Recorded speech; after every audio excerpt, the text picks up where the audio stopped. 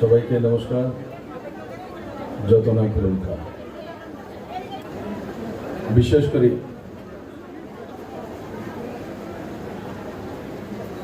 এই ৬ আগরতলা মন্ডলের মন্ডল সভাপতির নেতৃত্বে আজকের এই মহিলা সমাগম আর এই মহিলা সমাগমে মঞ্চে উপস্থিত ত্রিপুরা ভারতীয় জনতা পার্টি প্রদেশ কমিটি সম্মানীয় সভাপতি তথা রাজ্যসভা সাংসদ আদরণীয় ডক্টর মানিক শাহ মহোদয়, শ্রীমতী পাপিয়া দত্ত মহোদয়া, সাধারণ সম্পাদিকা ত্রিপুরা প্রদেশ BJP, Shri Dipak Majumdar, mayor Agartala corporation, Shri Asim Bhattacharya, district president সদর জেলা আরবান,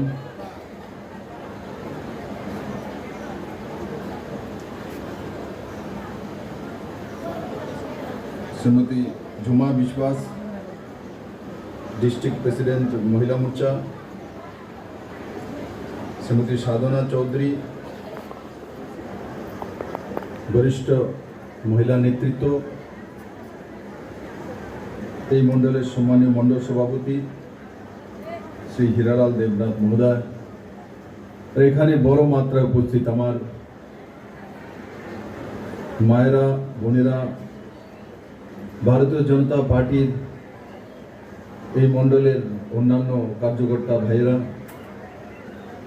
মিডিয়ার বন্ধুরা,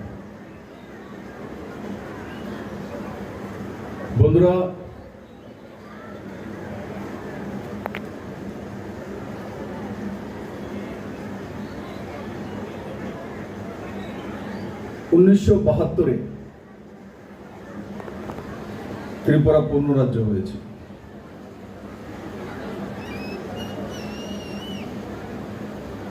1972 ত্রিপুরা পূর্ণ রাজ্য হয়েছে। और 72 পর একটা লম্বা সময় ত্রিপুরাতে মহিলা হৈতৈষী নামধারী পার্টি সত্তাসীন ছিল।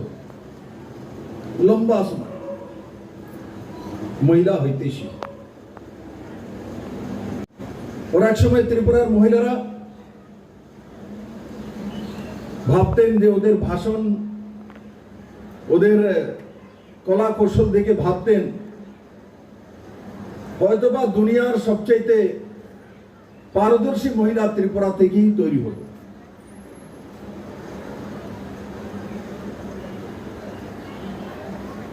বাস্তবে এটা ত্রিপুরাতে হয়নি।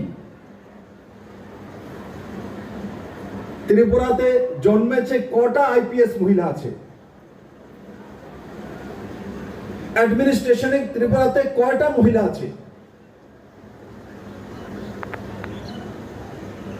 দেখুন, টিচার হয়ে, নার্স হয়ে মহিলারা সেবা করেন, সার্ভিস সেক্টর, সেবা সেক্টর। টিচারে ত্রিপুরাতে মহিলারাই বেশি শিক্ষাদান করেন, নার্সেস মহিলারাই বেশি জীবন বাঁচান। কোন সন্তান জন্মগ্রহণ করার পর তার যখন এডুকেশনাল ফাউন্ডেশন শুরু হয়, আঙ্গনবাড়ির দিদির হাত দিয়ে শুরু হয়, মহিলাই হয়। কোন মা যখন শিশুকে জন্ম দেয়, তার পাশে আশাকর্মী থাকে, মহিলা হয়। কেন মহিলাদেরকে আজও তিরস্কার করা হয়? কেন মহিলাদের রিজার্ভেশনের প্রয়োজন? তার কারণ কি? তার সবচেয়ে বড় কারণ হচ্ছে মহিলারা অ্যাডমিনিস্ট্রেটিভ পদে বহুত কম। পুরো ত্রিপুরা রাজ্যের মধ্যে 8 ডিস্ট্রিক্ট আছে সরকারি, একটা মহিলা নিয়ে, সিপাহীজলা বিশ্বেশ্বরীজি। এও ত্রিপুরার নয়, অন্য রাজ্যে। ত্রিপুরা ক্যাডারের, কিন্তু অন্য রাজ্যে।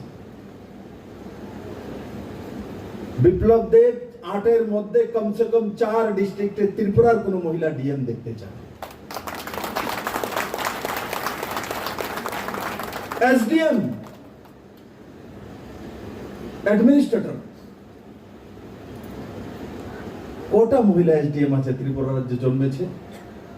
আমি তো সব পোস্টিং করি, লিস্টটি খুঁজে মহিলা এসডিএম বানানোর জন্য আমি তুলপার করি, কিন্তু পাওয়া যায় না। কটা বিডিও আছে মহিলা, ব্লক ডেভেলপমেন্ট অফিসার? কটা ওসি আছে মহিলা? কটা জজ আছে মহিলা? মহিলারা অধিকার সেদিন পাবে যখন অ্যাডমিনিস্ট্রেশনে 50% মহিলাদের অ্যাডমিনিস্ট্রেটর বসে থাকবে। মুখে বললেই হয় না। হয়তোবা যারা আজকে ডিএম, এসডিএম, বিডিও হয়েছেন তাদেরকে কোনো মহিলাই স্কুলে পড়িয়েছেন, কোনো নার্সারি জন্ম দেওয়ার সময় হাতে তুলে তাকে দুধ খাইয়েছেন বা জল খাইয়েছেন, কোন অঙ্গনবাড়ির দিদি তাকে হাত ধরে স্কুলে নিয়ে গেছেন।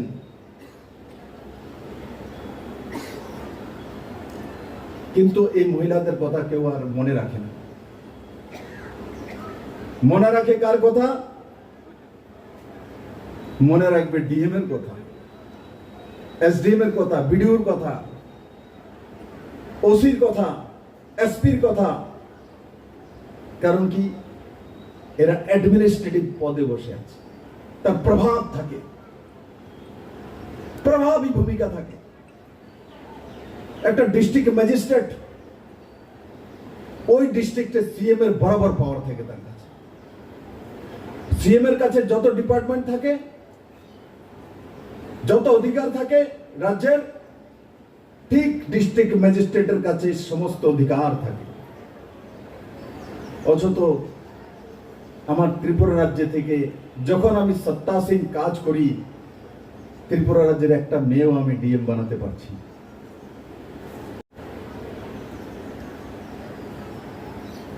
তার জন্য 33% রিজার্ভেশন এনেছি আমি। কারণ কি? যখন রিজার্ভেশন আনবো তো ওই জায়গাতে মহিলা যাবেই, বলপূর্বক ঢুকাবো, ধাক্কা দিয়ে ঢুকাবো। Law department, home department. হোমে আসতে আমি 10% রিজার্ভেশন করেছিলাম চাকরির মধ্যে মহিলাদের জন্য, তার রেজাল্টও এসছে। ত্রিপুরাতে টিএসআর এর ব্যাটালিয়ন 12 ব্যাটালিয়ন আছে, 12,000 টিএসআর আছে, একটিও মহিলা ছিল না, নট এ সিঙ্গেল পার্সন, একটি মহিলা নেই। আমি জিজ্ঞাসা করলে বলতো, স্যার মহিলারা টিএসআর এর চাকরি তো যাইতো না। তোমারে তো জিজ্ঞাসা করছে, কইছে তোমারে কানে কানে কইছে? না স্যার, ত্রিপুরার মেয়েরা যায় না। যখন আমি রিজার্ভেশন এনেছি, 2টা টিএসআর আইয়ের ব্যাটালিয়ন নিয়েছি, তখন তো দেখলাম যে 10% এর মধ্যে সব চলে এসছে। সব চলে আসেনি, নেব 2000 বা 2200 যে আছে সেটাই নেব। সেক্রেটারিয়েটে বসে আছি, তো আমার কাছে এসে অফিসার বলে, স্যার আপনি এখন বাইরে না। আমি কে রে? সেক্রেটারিয়েটের সামনে মহিলারা দাঁড়াই রয়েছে, আপনারা ধরবো? আমি কে রে? চিল্লাইতেছে, চাকরি পাইছে না, টিএসআর চাকরি লাগবো, দিতেইব। তা আমি শুনে হাসি দিই, তো স্যার আপনি হাসেন কে রে? আমি খুশি হয়েছি। আমি কোন কি স্যার, আপনারা ধরবো, আপনি খুশি হয়েছেন? আপনারা তো এখন রাস্তাতে ইয়ে করবো, এরা স্লোগান তুলবো। আমি কি এটাই তো চাই? আমি বিপ্লব দেব ওই দিন খুশি হয়ে গেছে যে ত্রিপুরার মহিলারা টিএসআর এর চাকরির জন্য ত্রিপুরার রাস্তায় নেমেছে রাইফেল হাতে নেওয়ার জন্য, AK-47 হাতে নেওয়ার জন্য মহিলারা তৈরি হয়েছে। এতদিন কি আমি বলি না রান্নাঘর থেকে সব মহিলা বেরিয়ে যাক? রান্নাও করতে জানবে, AK-47 তুলতে জানবে, সেই দিশাতে নিয়ে যেতে হবে। ছেলেকে মানুষ করার সময় মানুষ করবে, কিন্তু ছেলেকে রক্ষা করার জন্য মা বা বোন AK-47 নিয়েও দাঁড়িয়ে থাকতে হবে। ত্রিপুরাতে বলার ছিল না, এটা তো যাবে না। কিন্তু আজ যখন দেখি TSR এ পোস্ট গ্রাজুয়েট মেয়েরা এসে গেছে, যোগ্যতা কত চাই? SC/ST হলে 8 পাস, জেনারেল হলে ম্যাট্রিক পাস, 10th পাস। কে এসছে? MA পাস মেয়ে চলে এসছে। TSR রাইফেল নিয়ে দাঁড়াবে, 7 ঘন্টা ডিউটি করবে, 8 ঘন্টা ডিউটি করবে, মা বাবার জন্য রোজগার করবে, নিজের সুন্দর ভবিষ্যৎ বানানোর জন্য এসছে। আবার সেই মহিলারা বলে যে আমি তো MA পাস, আমি আগে গিয়ে TPSC এক্সাম দেব। এখানে ট্রান্সপারেন্ট রিক্রুটমেন্ট নীতি এখন ত্রিপুরাতে হয়েছে। লাল ঘর থেকে টিকিট আনতে হবে না TPSC তে সিলেকশন হওয়ার জন্য। আজকে আমি TSR এর রাইফেল মেনে গিয়েছি, 2 বছর পরে আপনারা আমাকে TPS অফিসার হয়ে দেখবেন, আমি SDP হব, আমি SP হব, আমি DG হব। সেই মানসিকতা রাখে ত্রিপুরার মেয়েরা। আগে ত্রিপুরাতে নারী সমিতির নামে কত মিছিল, যেটা আমি বলছিলাম 72 পূর্ণ রাজ্য হয়েছে। সবচেয়ে টানা সরকার যাদের রয়েছে, এরা মহিলাদের মধ্যে পূর্ণতা আনতে পারেনি। এরা কি এনেছে? মহিলাদেরকে বরবাদ করার জন্য, মহিলাদের ডোমেস্টিক ভায়োলেন্সের শিকার করার জন্য। চুপচাপ ত্রিপুরাতে ড্রাগস করিডোর বানিয়েছে। 2018 থেকে এসে লাগাতার ড্রাগসের উপরে কাজ করছি, শেষই করতে পারছি না। এই দিক দিয়ে ধরলে দিক দিয়ে বেরিয়ে যাবে। ড্রাগসই ড্রাগস। এই ড্রাগস নেওয়ার পর সবচেয়ে বড় যে শিকার কেউ হয়, তো মহিলারা হয়। মহিলার উপর অত্যাচার করে এসে ডোমেস্টিক ভায়োলেন্স তখনই কমবে যখন পুরুষরা ড্রাগস নেওয়া বন্ধ করবে। ড্রাগস নিয়ে তো হোশই থাকে না। ড্রাগস নেওয়ার পরে তো মা বাবাকে মারা শুরু করে, বাড়িঘর ভাঙ্গা শুরু করে, পাড়া প্রতিবেশীর জিনা হারাম করে তোলে। মহিলা সশক্তিকরণের বদলে ড্রাগস সশক্তিকরণ করেছে মহিলাদের উপর অত্যাচার করানোর জন্য। আমি বলি না সবকিছু শেষ হয়ে গেছে, কিন্তু কমসে কম বিপ্লব দেবকে ভয় তো পায় ড্রাগসের মামলাতে। এটা তো বলে দেব, স্যার যদি জেনে যায় তো ছাড়বে না। আগে কেন ছিল না? আগেও তো মুখ্যমন্ত্রী ছিল, উনি কেন জানতেন না? উনাকে কেন ভয় পেত না? উনার দায়িত্ব ছিল না? নারী সমিতির নামে সবচেয়ে মিছিল তো উনারাই করিয়েছেন। তো মহিলারা তাদের অধিকার কেন পেল না? মহিলারা তার অধিকার কেন পেল না? নিয়ত লাগে বন্ধু। আমি 3 এনে সরকার চালাই, নিয়ত, নীতি और নিয়ম। 3 এন। প্রথমে কোন সরকার পরিচালনার জন্য প্রধান যে ব্যক্তি, তার নিয়ত স্থাপন আছে। সবকিছু দেওয়া যায় না, সবকিছু পৌঁছে দেওয়া যায় না, কিন্তু জনতার সামনে সত্যি বলার অধিকার তো বিপ্লব দেবের কাছে আছে। সত্যি বলার অধিকার যদি জনতার কাছে থাকে, জনতা কোনোদিন সেই ব্যক্তিকে অপমান করে না।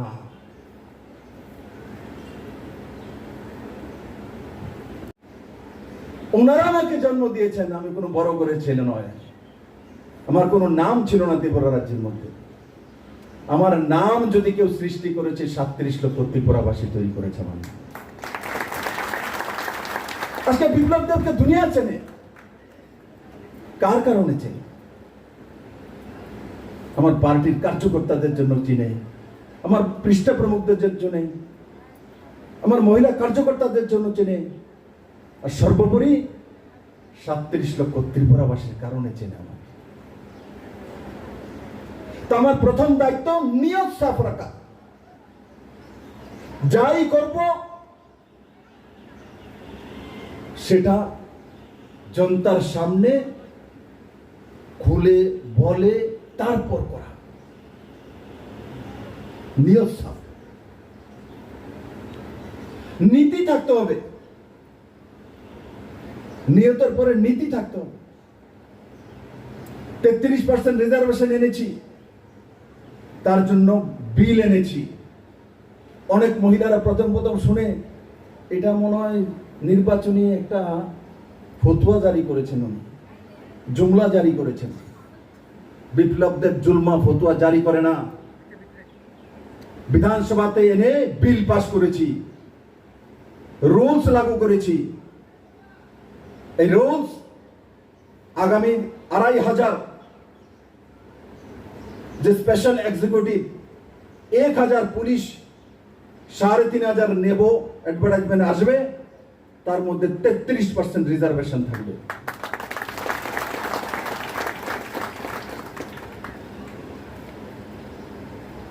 আর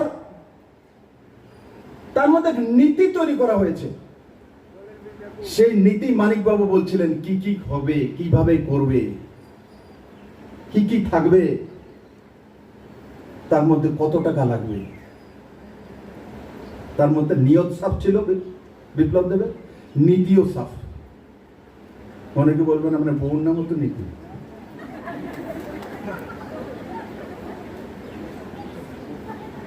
তো নিয়ত, নীতি और তৃতীয় নিয়ম। নিয়ম মাফিক সেগুলোকে লাগু করা, অনিয়ম না করা। অনিয়ম কাকে বলে? এই 33% রিজার্ভেশনের মধ্যে পার্টি অফিস থেকে চিট আসবে, পেছনের দরজা দিয়ে ঢুকিয়ে দেবে না, এটা করব না। নিয়ম মাফিক হবে। ব্যবস্থা তো করে দিয়েছি, বাকিটা নিয়ম মাফিক হবে। যখন নিয়ম মাফিক হয় তখন তাদের চাকরি যায় না। পুরনো সরকার নিয়ম মাফিক করেনি বলে 10,323 চাকরি চলে গেছে। বিপ্লব দেবের সময় যাদের চাকরি হয়েছে তাদের জীবনও চাকরি যাবে না, তার গ্যারান্টি। জীবনও চাকরি যাবে না, কারণ কি সরকারের নিয়ত সাফ ছিল, নীতি ছিল, আর নিয়ম মাফিক লাগু করেছে। 3 এনে বিপ্লব দেব কাজ করে। আর মনে রাখবেন, যত বেশি ট্রান্সপারেন্ট হবে, যত বেশি সুপারিশ কমে যাবে, তত বেশি মহিলাদের লাভ হবে। কারণ কি মহিলাদের কাছে এক্সপোজার কম। কটা মহিলা বাজারে, জিবি বাজারে আড্ডা দিতে যায়, গেল কবে দেখো বেডিটা বেটা দিতে হয়ে গেছে বাজারে বেরিয়ে নেই বলতাম, দেখছো নি তার বউটা কি একটা বউ আনলো, এবিডি রাত্র 12টার সময় জিবি বাজারে ঘুরে। পুরুষ যদি জিবি বাজারে রাত্র 2টার সময় ঘুরে তো বলবে বাবা।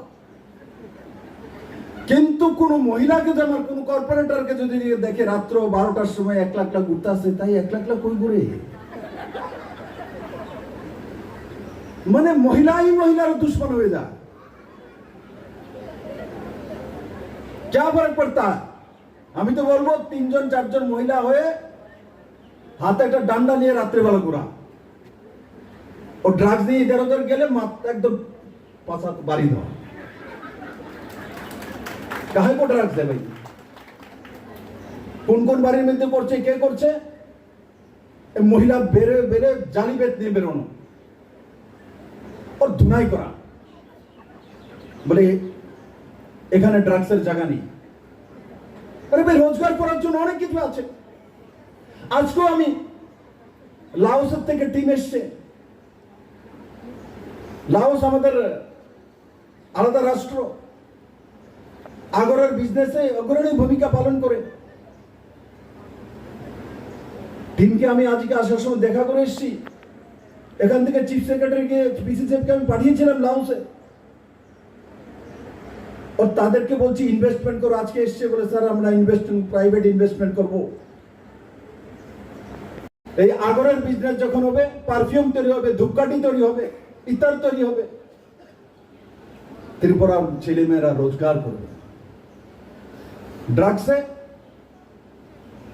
কিছু অবৈধ ব্যবসায়ী রোজগার করে, আর রোজগার করে কোথায় লাগাবে? যত কুকর্মে লাগাবে। কারণ সুকর্মে ব্ল্যাক মানি লাগাতে পারে না,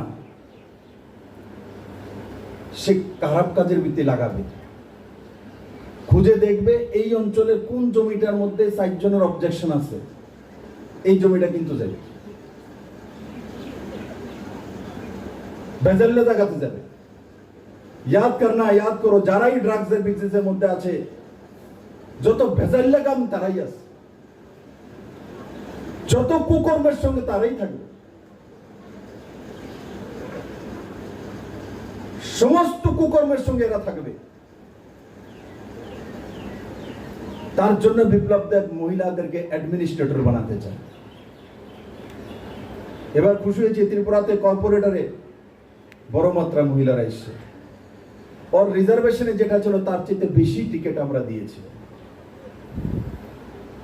আর একজন মহিলা, ওনার সঙ্গে মেয়রের সঙ্গে ডেপুটি মেয়র হয়ে কাজ করেন। অনেকগুলো মহিলা মেয়র কাউন্সিল হয়েছে। Santana Chakma social justice empowerment minister, এটা হয় মহিলাদেরকে দিয়ে দেয়। আজ পর্যন্ত ত্রিপুরাতে কোনোদিন আরবান ডেভেলপমেন্ট মন্ত্রী কোনো মহিলা হননি, এই প্রথমবার হয়েছে আরবান ডেভেলপমেন্ট। কারণ কি? পিডব্লিউডি, আরবান ডেভেলপমেন্ট, ফাইন্যান্স, এই 3 ডিপার্টমেন্টকে মানা হয় এগুলো ম্যান কোটার মন্ত্রণালয়, ফিমেল কোটার নয়। কারণ কি? ফাইন্যান্স কঠিন বিষয়, কঠিন সিদ্ধান্ত নিতে হয়। ফাইন্যান্স মিনিস্টারকে কেউ পছন্দ করে না, কারণ সবাইকে না করে দেয়। কারণ কি? টাকা তো সবাই চায়। এই দপ্তর থেকে ফাইল যাবে, আমাকে 500 কোটি টাকা দিয়ে দিন, আমি এটা ডেভেলপমেন্ট করব। তো ফাইন্যান্স বলে 500 নয় 50 কোটি টাকা দেবো, তাহলে মন খারাপ দেবো।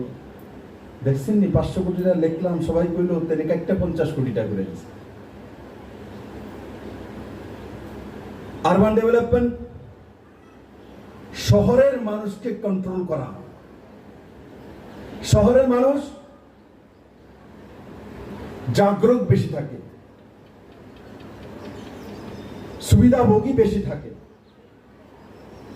তাদেরকে কন্ট্রোল করতে হয়। আর পিডব্লিউডি কি? তার মধ্যে কনস্ট্রাকশন করতে হয়, ইনফ্রাস্ট্রাকচার ডেভেলপমেন্ট। এই 3ও ডিপার্টমেন্ট ত্রিপুরাতে কোনোদিনও কমিউনিস্টের শাসনকালে মহিলারা পায়নি। আজকে কমসে কম আরবান ডেভেলপমেন্ট মহিলার কাছে চলে গেছে। और माननीय प्रधानमंत्री नरेंद्र भाई मोदी फाइनेंस मिनिस्टर কোনো মহিলা নির্মলা সীতারামন জিকে বানিয়েছেন। তাই বন্ধুরা, আমি সমস্ত মহিলাদেরকে বলবো যে মহিলা রিজার্ভেশনের বিষয়ে কি কি আছে সুবিধা, সেগুলো নিজে জানা, অন্যকে বলা, তার প্রচার করা আর তার অধিকার নেওয়া। কারণ কি? আমি যখন কলেজগুলিতে যাই, ইউনিভার্সিটিতে যাই, যখন আমি জিজ্ঞাসা করি কে কে জানে, ইক্কা দুক্কা হাত উঠা, অথচ ইউনিভার্সিটিতে পড়ছে। কলেজের ফাইনাল ইয়ার স্টুডেন্ট, মহিলা, সে ওমেন্স রিজার্ভেশন বিষয়ে জানে না। তার মানে আমরা সোশ্যাল মিডিয়াতে কোথায় থাকি? নাকারাত্মক ভূমিকাতে বেশি চলে যায়। এর পেছনে লাগা, ওর পেছনে লাগা, ও কি কইছে, কিন্তু সকারাত্মক যেটাতে আমি কিছু পাবো, আমার কোনো লাভ হবে, আমরা নিজেরাই জানি না। তখন কি হয়? যখন কেউ চাকরি হয়ে যায় তখন ফোন আসবে, দাদা আমরা তো এত বছর ধরে বিজেপি করে আমি পাইছি না, সিপিএম এর করে গেছে গা, মহিলাটা পাই দিচ্ছে। क्योंकि ওই মহিলাটা হয়তো দেখে নিয়েছে, আর সেই হিসাবে নিজেকে তৈরি করে নিয়েছে। আর আপনি মনে করছেন তো আমরা তো মহিলা মোর্চাতে আসি, আমার পাপিয়া দি কইলে তারপরে যাব। এর আগে সোশ্যাল মিডিয়াতে বইবে যে যা পারি একে অপরের বিরুদ্ধে লিখতে থাকি, ওগুলো বন্ধ করা। আপনি দেখবেন আমারও সোশ্যাল মিডিয়া আছে, আমারও সাইট আছে, আমারও টুইট আছে, একটিও নকারাত্মক টুইট থাকবে না, নেভার। কারোর বিরুদ্ধে এক লাইন থাকবে না। আমি ছোট্ট একটা উদাহরণ দিই, নাম বলবো না। একটা সোশ্যাল সাইট ছিল, ওয়েবসাইট, সরকারে বসার পর থেকেই বিদেশে বসে বসে বিপ্লব দেবের কীর্তন করে। আমার গাড়ির ড্রাইভার যে চালক, সে আমাকে বলতো, স্যার দেখছেন নি, তার একটা দিতেই বল কে রে, আপনারা কেমনে বকে? আমি কি ভালোবাসে বললেন না বকে? আমার কথা জব করতেছে, যারা ভালোবাসে তারাও আমার নাম জব করে, যারা আমার পছন্দ করে না হেও জব করতেছে। আমার লোকসান কোনটা? তো স্যার এটা কোন কি হ্যাঁ যে কয় কথা নি কইলে জিদুরটা দেখা স্যার পাইলে একদম ধরে নাও স্যার। नकारात्मक प्रचार करते करते आज वो साइड डूब गया है, कोई नहीं देख रहा। क्यों देखे ना, शेष फिनिश। किंतु मोदी যদি টুইটে যায়, প্রতিদিন ওনার লাইক বাড়ছে, রিস্ট বাড়ছে। যদি ওনার নমো পেজে যায়, প্রতিদিন রিস্ট বাড়ছে, লাইকস বাড়ছে। কেন? সকারাত্মক মানসিকতা। মোদি তার মধ্যে কি লিখবেন?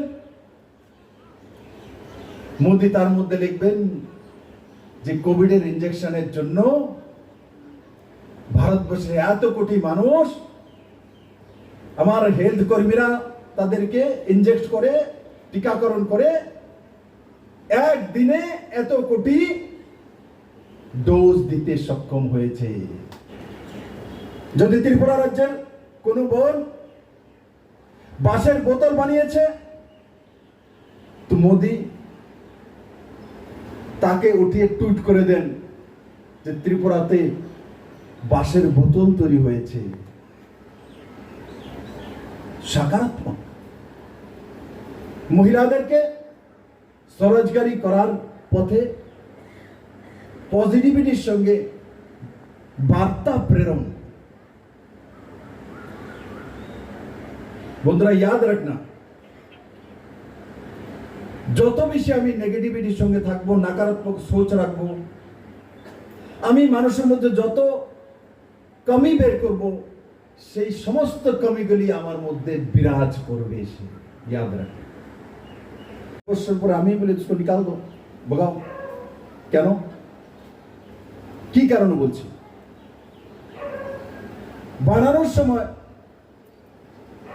সে হতে বা সকারাত্মকই ছিল, বানানোর পর, পদ পাওয়ার পর তার অভ্যাস হয়ে গেছে অন্যের দোষ ধরা শুরু।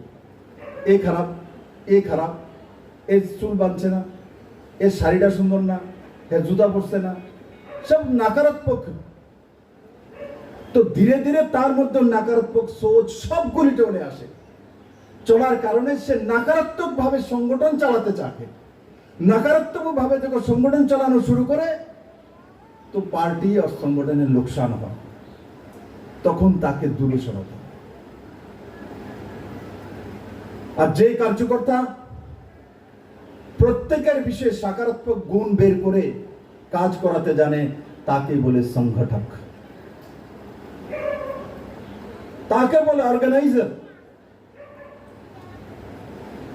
প্রত্যেকের মধ্যে ভালো খারাপ গুণ থাকে, ভালো গুণটা আহরণ করা, খারাপ গুণটার বিষয়ে না যাওয়া। আপনি কে তার খারাপ গুণ ধরার জন্য? আপনার তার মধ্যে কি ভালো গুণ আছে তাকে বারবার বলুন। আর যদি খারাপ গুণ তার মধ্যে দেখছেন, তো ভালো গুণ 10টা বলার মাঝখানে একটা খারাপ গুণের কথা বলে দেবেন। 10টা ওকে ভালো বলবেন, আপনার মধ্যে এই গুণগুলি ভালো, কিন্তু এটা যদি শুধরে নাও তুমি আরো ভালো হয়ে যাবে। তো উনি খুদ কো সুধারতা হয়। আমরা কি করি, কেউর মধ্যে কোনো খারাপ গুণে আসলে ডেকে এনে তাকে তিরস্কার করে দিই, তাকে বকাবকি করে দিই। তাতে তার নকারাত্মক সোচের পরিবর্তন হয় না, উল্টো বেরিয়ে আপনার বিরুদ্ধে বলতে থাকবে। নিপীড়িত, উৎপীড়িত, তারপর কি কেন্দ্র দেয় না, বঞ্চনা, লাঞ্ছনা, তারপর আর কি, শোষিত, লাঞ্ছিত, নিপীড়িত, এই শব্দগুলো কোনোদিনই আপনাকে এস্টাবলিশ করে না। আজ আমি গর্ব করে বলি, ত্রিপুরার সমাজ ব্যবস্থার মধ্যে এই ভাষাগুলির 90% কমিউনিস্টও বলে না, কমিউনিস্টও বলে না। ত্রিপুরা তার এই শব্দগুলোর জায়গা নেই। কারণ কি, ত্রিপুরার মানুষ দিয়ে গেছে, কেন্দ্র দেয় না বলতো,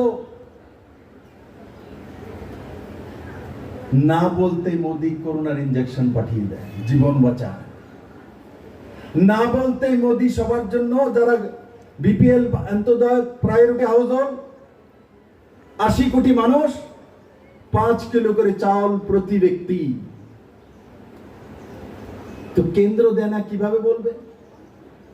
প্রধানমন্ত্রী আবাস যোজনার ঘর কেন্দ্র দিচ্ছে, প্রধানমন্ত্রী শৌচালয় কেন্দ্র দিচ্ছে, সৌভাগ্য যোজনার ইলেকট্রিসিটি কানেকশন গ্রামীণ এরিয়াতে ফ্রিতে কেন্দ্র দিচ্ছে, প্রধানমন্ত্রী সড়ক যোজনার রোড কেন্দ্র দিচ্ছে, ন্যাশনাল হাইওয়ে রোড কেন্দ্র দিচ্ছে, বাড়ি বাড়ি জলের কানেকশন কেন্দ্র দিচ্ছে, আয়ুষ্মান ভারতের কার্ড 5 লাখ টাকার ইন্স্যুরেন্স কেন্দ্র দিচ্ছে, কিষাণ সম্মান নিধির মাধ্যমে গ্রামীণ মহিলাদেরকে, গ্রামীণ কৃষকদেরকে ত্রিপুরাতে 2 কোটি প্রায় 35 লাখের কাছাকাছি পরিবারকে 6,000 টাকা করে কিষাণ সম্মান নিধি কে দিচ্ছে? কেন্দ্র সরকার। সোশ্যাল পেনশন কেন্দ্র এবং রাজ্য সরকার। তাহলে আগে যে বলেছিল কেন্দ্র দেয় না, আমাকে বলুক তো ত্রিপুরার মানুষ, যারা আগে কেন্দ্র দেনা বলি দিয়েছিল, এরা কি কি দিয়েছে একটা আইটেম আমাকে বলে। এরা কোন স্কিমটা চালু করেছিল ত্রিপুরা রাজ্যের মধ্যে? বলবে আমরা অনেকগুলি সোশ্যাল পেনশন স্কিম চালু করেছিলাম। টাকা কত? 500 টাকা, 300 টাকা, 200 টাকা। আমরা একসঙ্গে 4 লাখ ভাতাকে একসঙ্গে 1000 করে দিয়েছি। আর দুর্গা পূজার আগে বাজেটে টাকা রেখে দিয়েছি, বিপ্লব দেব 2000 টাকা করে দিয়ে দিল। পার্বণী তারা 2000 টাকা দিত। 6 তলার রাত্রেবেলা ঘুরে মিটিং করে, খবর আমি সব পাই। মোবাইলের টর্চ লাইট জ্বালায় যায়, কোন বাড়িতে বয় কি করে। আবার যুগসুজ আছে রাজ্যে দীর্ঘদিন মানুষকে বেবকুফ বানিয়ে অপোজিশনে বসেছিল। বলেছি আজকে এখানে যত মহিলা আছে, যা আছে, জীবন কেউ দিয়েছে, মা আপনাদেরকে জন্ম দিতে পারে, কিন্তু পুনর্জন্ম কেউ দিয়েছে তো নরেন্দ্র ভাই মোদী টিকাকরণ করে দিয়েছে। সেই মোদীকে হারানোর জন্য, সেই মোদীকে হারানোর জন্য লোকসভা সিটের মধ্যে প্রয়াস এখানে ছিল। মোদীকে বিপ্লব দেবকে নয়, আমাকে হারানোর জন্য যদি করে আমার কোনো আপত্তি নেই, আমার বনমালীপুরের জনতা দেখবে। কিন্তু যেই মানুষটা, যে মহান ব্যক্তিত্ব ত্রিপুরার পরিচয় দুনিয়ার সামনে তুলে ধরেছে, ত্রিপুরার মানুষের সম্মান দিয়েছে, সেই মানুষটাকে হারানোর জন্য মন্ত্রী হয়ে ত্রিপুরা রাজ্যের মধ্যে সেই পাপ করেছে।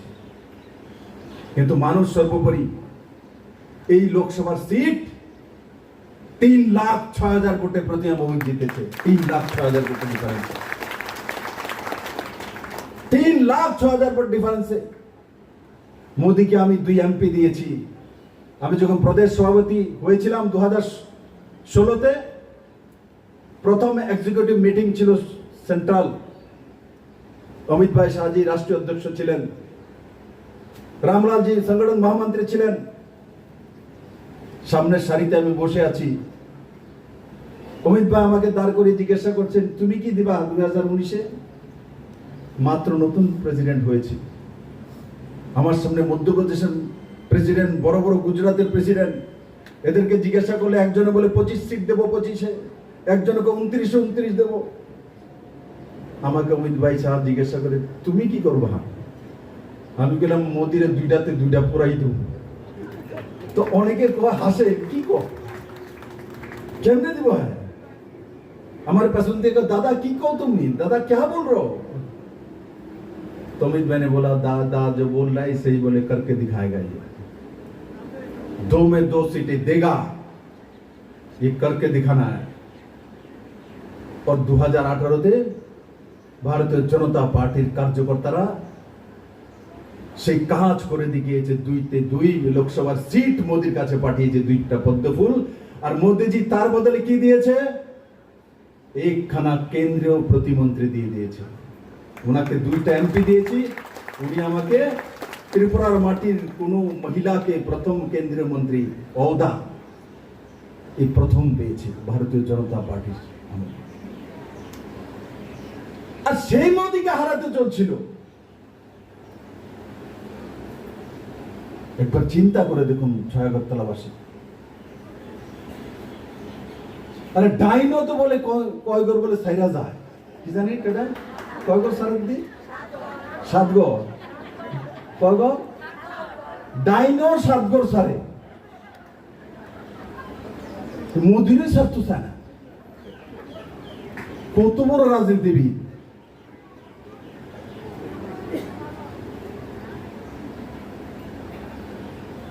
বন্ধুরা, যে বিষয়ে আমি বলছিলাম মহিলা রিজার্ভেশন, কোন মহিলার ভাবা উচিত না আমার দাদা আমাদের উপরে এহসান করেছে। আমি আমার নিজের উপরে এহসান করেছি, কারণ আমি বলেছি ত্রিপুরাকে শ্রেষ্ঠ প্রদেশ বানাবো। দেশের গৃহমন্ত্রী অমিত ভাই শাহজি ওদিন এসে বলছেন যে আগামী 5 বছরের মধ্যে ত্রিপুরাকে 1 নম্বর স্টেট বানাবো। তখন আমার দায়িত্ব হয় যে 50%-এর উপরে মহিলা আছে, তাদেরকে জন্য যদি আমি রোজগারের ব্যবস্থা না করতে পারি, তাদেরকে যদি রাস্তা দেখাতে না পারি, তো ত্রিপুরাকে নাম্বার 1 বানানো যাবে না। 50%-কে ফেলে বাবু, অসম্ভব। তার কারণে এনেছি। তাই আমি সমস্ত কার্যকর্তাদেরকে বলবো, সমস্ত মহিলাদেরকে বলবো, এখানে মন্ডল প্রেসিডেন্ট সমস্ত নেতৃত্বরা বলছিলেন, দেখুন ছয়নাগরতলা কত মহিলা এসে, महिला आरो लागबे। विप्लव दा भी इतना कम में खुश नहीं होता। मैं ऐसे भी लंबा 6 फुट 3 इंच ना, मुझे दूर से दिखता है। तार जन्नो मंडल प्रेसिडेंट के बोलबो, ये तो पहला शुरुआत है, अपना अच्छा अपने भालो कार्यक्रम करेছেন, কিন্তু हर घरेर महिला लागबे, এখানে प्रति घरेर महिला लागबे, प्रति घरेर महिला लागबे विप्लव देवेর सामने। কারণ কি, আমি মোদিকে উপহার দেব। মোদিকে উপহার দেব যে ত্রিপুরা প্রত্যেকটি মহিলা মোদিজি আপনার সঙ্গে আছে। হেরে দিকে আলম হেরে করিলাম বাবু, ডেট দেয়া কোনো কিছু হয় না, ডেট ছাড়া সব কিছু হয়। যে ডেট লাগায় তার জীবনে কোনো কিছু হয় না। বিপ্লবদের ডেট লাগায়নি, তার জন্য ত্রিপুরার মানুষ তাকে সেই সুযোগ সুবিধা দিয়েছে। তাই বন্ধুরা,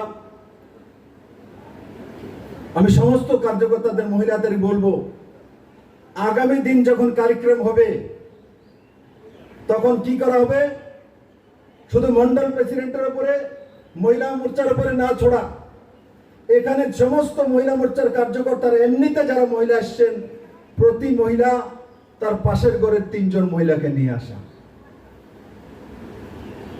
3 জন মহিলাকে নিয়ে আসা, और এনে মহিলা সমুদ্র তৈরি করা। তাই আর আজকের এই কার্যক্রমের পর আমার সমস্ত কার্যকর্তারা শুধু মহিলা রিজার্ভেশনের উপর নয়, রাজ্য সরকার যে যে কাজগুলি করেছে, কেন্দ্র সরকার যে যে কাজগুলি করেছে, এই সবগুলো কাজে মোদিজির টুইট, মুখ্যমন্ত্রীর টুইট, মোদিজির সোশ্যাল মিডিয়া আর মুখ্যমন্ত্রীর পেজ ডেইলি দেখা। আমাকে প্রমোট করার জন্য বলছি না, মোদিজির প্রমোশনের জন্য বলছি না, আপনাদের প্রমোশনের জন্য বলছি। আপনারা আমার সাইটটা দেখলে বুঝে যাবেন রাজ্যে কি চলছে। আপডেটেড মহিলা, আপডেটেড মহিলা, আপডেটেড মহিলা হি আপডেটেড রাজ্য দিতে পারে। তার জন্য নিজেকে আপডেটেড রাখা আমাদের সময় অনেক কঠিন ছিল, আমরা যখন ছোট ছিলাম। কিন্তু আজকের দিনের আমাদের ছেলেমেয়েরা যারা, তাদের জন্য অনেক সুবিধা হয়ে গেছে। এরা 1 সেকেন্ডে পুরো দুনিয়া দেখতে পারে গুগলে, আপনারাও দেখতে পারেন। তাই সংগঠনকে শক্তিশালী করা, নিজেদের মধ্যে যদি কোনো মতানৈক্য থাকে বসে দূর করা, নাকি তার বিরুদ্ধে প্রচার করা। সোশ্যাল মিডিয়াতে কেউ কারোর বিরুদ্ধে না লিখা, কিচ্ছু হয় না, কোনো লাভ হয় না, কোনোদিনও লাভ হবে না।